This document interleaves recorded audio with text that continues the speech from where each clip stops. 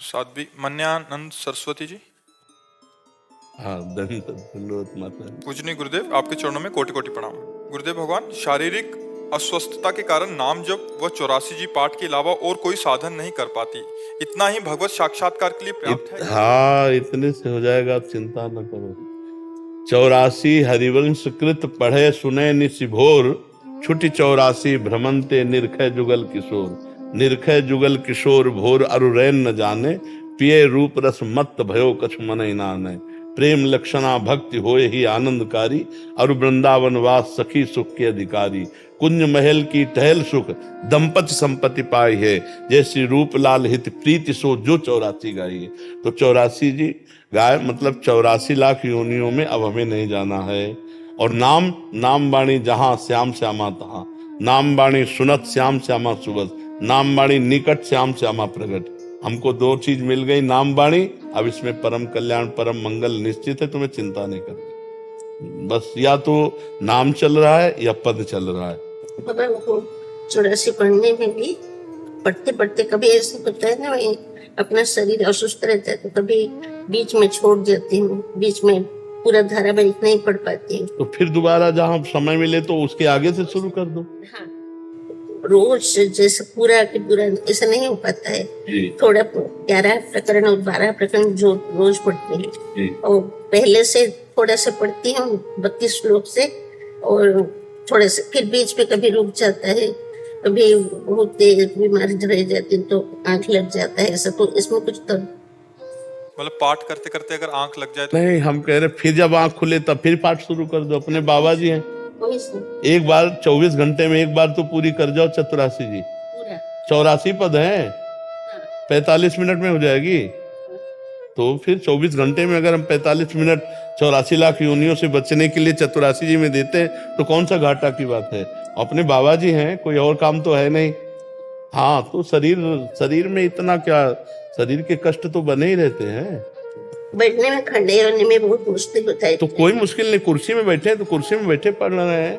अभ्यास दृढ़ नहीं किया इसलिए नींद आ रही है, तो नींद कैसे आ जाएगी। हाँ, अभ्यास दृढ़ करने से।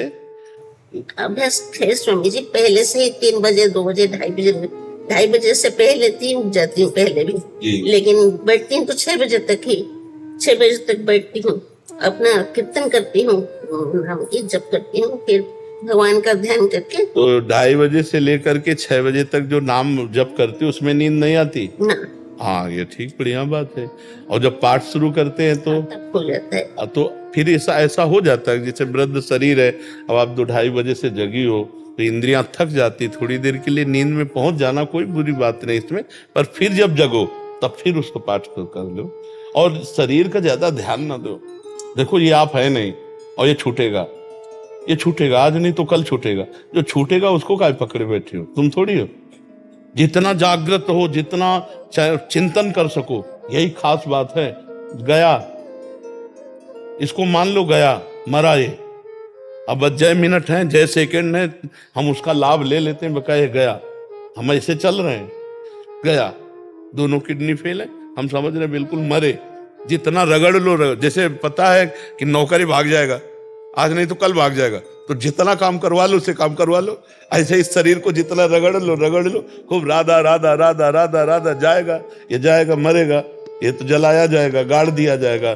ज्यादा इसको ने पानी डाल दो, भोजन डाल दो, खूब रगड़ो, राधा राधा राधा राधा राधा राधा। अब दर्द हो रहा, फिर राधा राधा राधा राधा, उसमें भी हम राधा राधा बोलेंगे। प्रभु देखो, यही साधक में और संसारी पुरुष में यह अंतर है। संसारी पुरुष जो कुछ करता है वो शरीर सुख के लिए करता है, और जब उसके शरीर सुख में बात आती है वो उसकी आस्था खराब हो जाती है। और भक्त जो कुछ करता है वो भगवान के लिए करता है। भारी से भारी दुख में भी उसकी आस्था पे कभी फर्क नहीं आएगी। भक्ति की एक दृढ़ निष्ठा होती है, उसकी शरीर निष्ठावान नहीं होता, वो भक्ति निष्ठावान होता है। तो इसलिए अब आप अपने कल्याण के विषय में तो सोची ही मती, भगवान की शरण में है। अच्छा बाबा, दर्शन होगा ना, मेरा उद्धार हो जाएगा ना, भगवत साक्षात्कार होगा ना मुझे? आपको संशय है क्या? नहीं बाबा, आप बोल देंगे ना हो जाएगा तो जरूर हो जाएगा, मुझे इतना ही। अगर हमारे बोलने से होता तो मैं सबको बोल देता। अगर हमारे बोलने से हो ना तो मैं कहता हूं पूरे विश्व का मंगल हो जाए, क्योंकि लगे तो इसी में सबका मंगल हो जाए, पर मंगल हमारे चिंतन से होगा। जब हमारा चित्त जो है प्रभु में लगेगा, तो जैसे हम गुलाब जामुन पाए तो मिठास हमको लगी ना, आप पाए तो आपको लगेगी ना, ऐसे ही भगवत चिंतन जो है वो आप जब करेंगे तब आपको भगवत प्राप्ति होगी। तो हम सतत भगवत चिंतन का अभ्यास रखें, पता नहीं कब शरीर छूट जाए। मान लो हम पाठ कर चुके, अब हमारा चिंतन भोजन में लग गया या किसी विषय में लग गया और उसी समय प्राण चले गए। तो एक महापुरुष थे, उनको लेटाया गया, बीमार थे, शरीर पूरा होने, तो एक बड़ा बढ़िया आम का फल लगा हुआ था मीठा, तो मरते समय उस आम का चिंतन हो गया, तो उनको आम में कीड़ा बन करके आना पड़ा, कीड़ा बन करके उस आम का स्वाद लेने आना पड़ा, क्योंकि चिंतन उसमें पहुंच गया। एक महात्मा थे, तो उनको किसी शिष्य ने 4 असरफियां दी थी सोने की, पहले असरफियां चलती थी, तो उन्होंने गीता जी के कपड़े में बांध लिया और सोचा कि 2-4 और कभी हो जाएंगी तो फिर भंडारा कर देंगे संतों का। अब वो बीमार हो गए और गीता जी तो अपने स्थान में रखी थी, बोलने की सामर्थ्य जाती रही। अब उनके मन में चलता रहा, गीता जी में 4 असरफियां हैं, चेले को बता देते कि उन असरफियों को निकालकर संतों को भंडारा करवा देना, और मर गए, प्राण निकल गए। अब चिंतन असरफियों का हुआ, तो सांप का बच्चा बन करके उसी बस्ते में, तो एक दिन शिष्य ने जब गुरुजी की सामग्री सब, तो जब बस्ता खोला तो देखा सांप, उनका ऐसे, तो उसको, अब वो तो संत थे, मारेंगे तो है नहीं, बाहर निकाल दिया। तो स्वप्न में गुरुदेव आके बोले कि वो जो सांप निकाला वो मैं ही था, ये 4 असरफियां हैं, इनका भंडारा करवा दे तो हम सर्पयोनि से मुक्त हो जाए। चिंतन कहाँ फंस जाए कुछ कहा नहीं जा सकता, इसलिए हमको क्या करना है, हर श्वास हर समय राधा राधा राधा राधा राधा राधा, और अपने पास वो चीज न रखे जिससे भय लग जाए, अपने पास न रखे कि वो जो हमें फंसा ले, नहीं, अपने पास कुछ ऐसा नहीं होना चाहिए बिल्कुल हर समय। जैसे एक प्रश्न किया था कि महाराज जी आप कहते हो हम अटैची तैयार बिल्कुल रखते हैं, तो वो अटैची तैयारी क्या है, यही तैयारी है, कोई अपना नहीं है, कुछ अपना नहीं है, राधा राधा राधा राधा, ना शरीर से प्यार है ना किसी शरीर से प्यार, राग द्वेष है, जब चाहो तब बुला लो, जब तक जिंदा है तब तक खूब दहाड़ रहे हैं, और जब शरीर छूटा तो आपके पास चले गए, क्योंकि किसी से अभी तक, आगे हो जाए भगवान जाने, किसी से गुरु कृपा से अभी तक मित्रता नहीं है और किसी से शत्रुता नहीं, कोई हमारा ऐसा नहीं कि भाई हम बहुत परिचित हैं, बहुत व्यवहारी, कभी नहीं। तो कल्याण तो होगा ही, क्योंकि प्रियालाल की शरण में हूँ। आप बोलते थे ना, जो भगवान कृष्ण भगवान जो राधा नाम लेते हैं उनका खाता फाड़ देते और दोबारा लिखते भी। अब आप मान लीजिए, ठीक है, और खूब प्रसन्न रहिए और नाम जप करते रहे, ठीक है।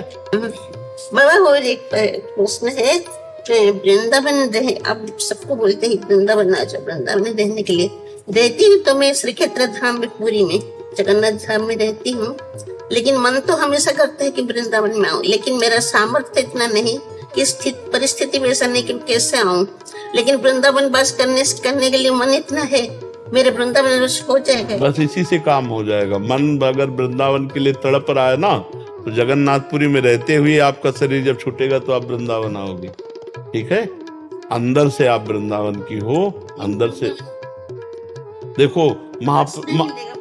महाप्रभु चैतन्य देव भी जगन्नाथपुरी नीलाचलपुरी में रहते थे, लेकिन सारा प्रेम तो वृंदावन का ही था। श्री कृष्ण प्रेम अनुराग, श्री प्रिया प्रीतम का अनुराग तो स्वयं बांटने के लिए प्रकट हुए थे, तो लेकिन रहे तो नीलाचल में ना, तो आप भी तो नीलाचल में ही रह रहे हो, तो आप चिंता मत करो, सब यही हैं बड़े बड़े महापुरुष वृंदावन में। तो आप वृंदावन की प्रीति धारण करोगे तो वृंदावन आपको बुला लेगा, ठीक है। नीलाचल भी हमारे प्रभु का ही तो धाम है, हमारे श्री कृष्ण ही तो जगन्नाथ जी हैं, वही तो ब्रज लीला सुनकर इतने प्रेम विकल रूप हो गए। इसीलिए जगन्नाथ जी का जो रूप है ना, वो प्रेम विकल रूप है, प्रेम विह्वल रूप है। जब ब्रज लीला सुनी तो गोपियों की और लालजू जो है विकल हो गए प्रेम में। तो तीनों जो विग्रह हैं, सुभद्रा जी और श्री बलराम जी और श्री लालजू, ये तीनों प्रभु प्रेम विकल हो गए ब्रजलीला सुनकर। तो वो जो आप रूप देखते हो प्रेम विगलित रूप है जगन्नाथ जी का। भगवान श्री कृष्ण ही तो जगन्नाथ जी है, और बलराम जी विराजमान है, और सुभद्रा जी विराजमान है।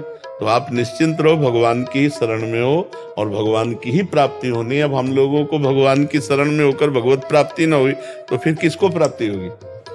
कुछ नहीं चाहिए मुझे, सिर्फ भगवान का दर्शन चाहिए, भगवान ही चाहिए, पर कुछ नहीं। इतना तो कृपा आप कर दीजिए। बहुत कृपा है आपके ऊपर, इतनी बात अंदर है ना, ये बहुत बात है। कुछ नहीं चाहती हूँ संसार से, कुछ भी नहीं, लेकिन परिस्थिति जो है सन्यासी होते हुए भी रहती है। वो लड़का मेरे साथ रहता है, बचपन से इसको पाला है, वो पढ़ता है अभी स्वामी जी।